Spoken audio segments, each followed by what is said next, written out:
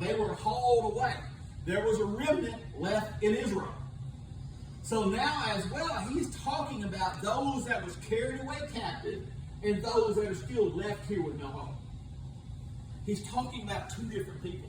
He's talking about those that are in captivity and those that have no hope.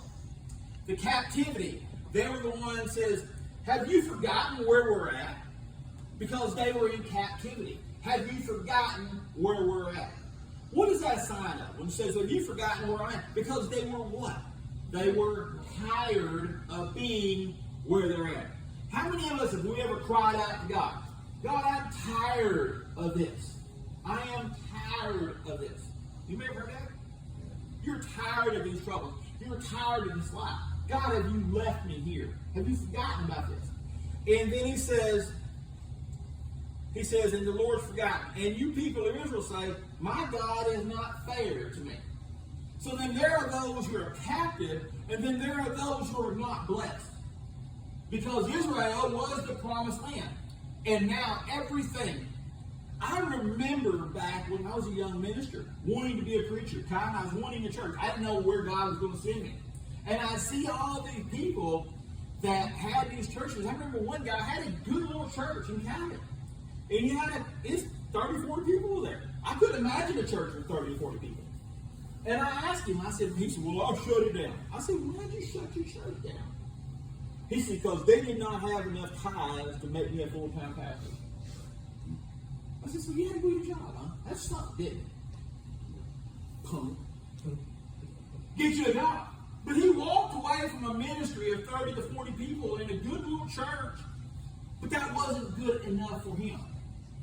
And so I asked God, I said, God, why? Why did he have this and I don't have nothing? And this is how he answered. I said, God, you've not answered, you've not opened the door of me having a church. This is what he said. Who's it? Actually, Lee Murphy. He says, I have enough hypocrites already. Get out of here.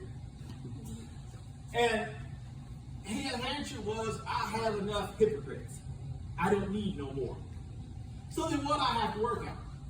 But again, there's my point. AJ, I was tired. I would write sermons out, and never teach them, never share them. Just tired of doing it. I was ready to give up. God, have you forgotten me? Why have you not blessed me? So how many times do you feel like when you're working, and never have nothing? So you're what? Fatigued. You are fatigued.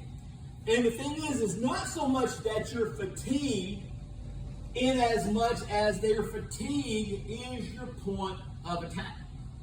So in other words, that is where the adversary can come in and he can stick in there. But you ask yourself this question: if they were in captivity or they were in the promised land and living in desolation, why were they there? Why were they there? Now we can talk about sin, we can talk about rebellion. Because God told them, forsake all these other things. Leave this world behind. Stop doing these things. Stop trying to be like them. All that they could see was what everybody else was. How many times do we feel insignificant when we see somebody else who has a nice car, nice house, good job? On the surface, everything looks good. And you look at your life and you have what? Everything I need. Well, not everything I need. You ain't got no way to do it. But the thing is that we get attacked that day, we get fatigued, and we work ourselves to death, and we don't have nothing. And he comes in and starts prying on that. Yeah. But the problem is that when we start looking at, I told y'all this story back when I was at Landers, and I was making really, really good money. Less money, than I've made. But the thing is that at the time, it was good money. And I was like, Amber and I would talk about, why do we not have nice trucks? Why do we not have a nice house? Why do we not have these things that the other people have? And I asked God why. And he turned me to the scripture and he says, I am your inheritance. Where he's talking to the Levites. The Levites were complaining. They didn't have. Why did everybody else get all this stuff, and why did the Levites? And God says, I'm your inheritance. Because the Levites didn't get land.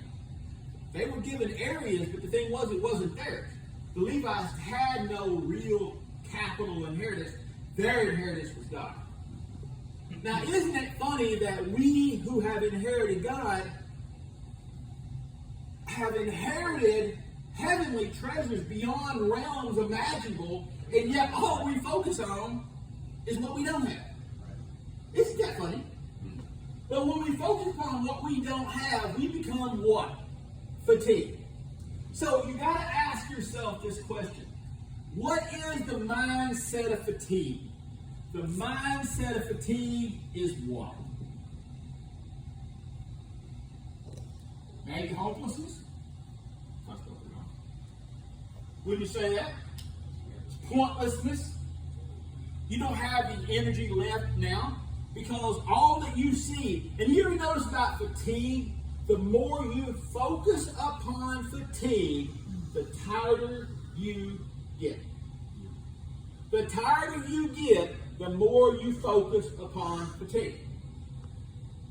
What is the old, what did the old, I always love the old men. The old men and the old women, when they were focused upon fatigue, what would they tell you to do? When you was around an old man or an old woman, and I remember my daddy. My daddy would be out there and he'd have huge cuts in his hand. He'd be deathly sick. And he'd be doing what? Working outside. I reminded Amber last night, we started a new project in our kitchen, imagine that. And I reminded her when we was looking at our window casing, because we've kind of made a change within there. Now I've got to take all these windows out. And my casing job that I did on my windows in my kitchen is my best work. Ty, it looks good compared to some of the stuff that I built. This actually looks good. And I'm thinking, I got to record. And I'm thinking, well, when did I do that? It's when we had COVID. When COVID first hit, I had a week off. I had COVID. I fixed my kitchen during my week because that was what I was told. If you're sick, don't lay there, because all you're going to do is lay there and be miserable. But at least if you're sick, get up and do something. Now, what happens when you get up in the middle of hopelessness and do something? I'll tell you exactly what happens. Because again, it's the magic of Scripture. But for people who hope for help from the Lord will get back their strength. It says they will fly like wings of eagles. But that is not the word that he used. Remember, when we get hung up in these things, but those that wait upon the Lord. Now, we talked about waiting, and Kyle, we talked about how it had negative connotations like, oh God. I was studying this morning, and I found this one point that was talking about, now there's one guy who takes this word kavah, and he tears this word apart, and it's almost an hour. I'm like, I don't know that I can do all that. And that's kind of long for me to watch a video. I have the attention span of a gnat. So, kavah, it means a lot. One of the ways of looking at kavah in this manner is anticipation, optimism, or bound to something. Now, think about it in terms like this.